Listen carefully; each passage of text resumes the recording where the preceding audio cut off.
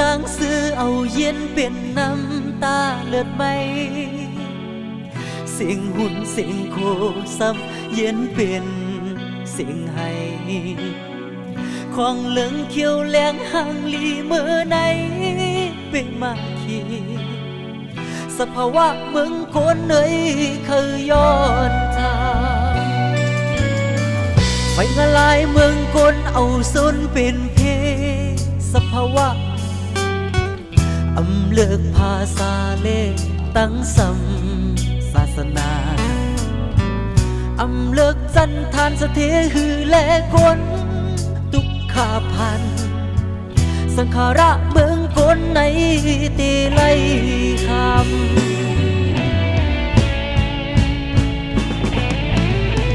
สีลายพ่อสีลายแม่สีลายเฮินสีลายเย่สีลายลูกเมฆสีลายพี่สีลายน้องปีห้องอะไรมีวันที่คืนบอกมาลัย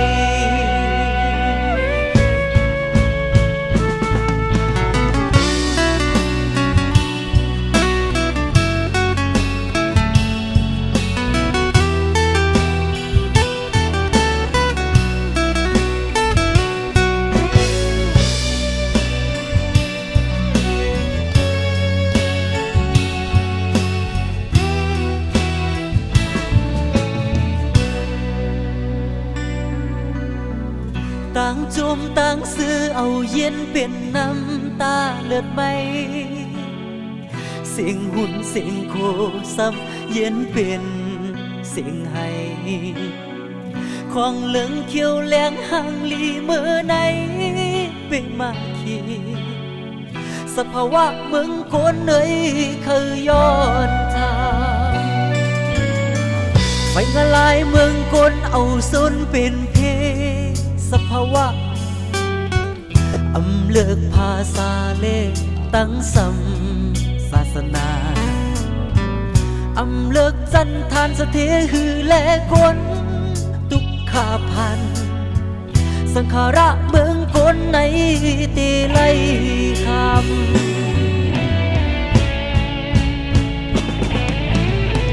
สีลายพ่อ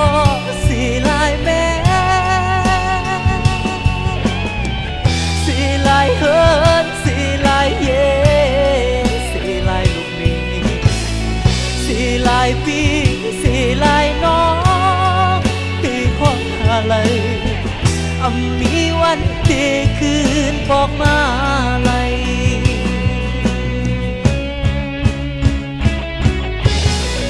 สีลายพ่อ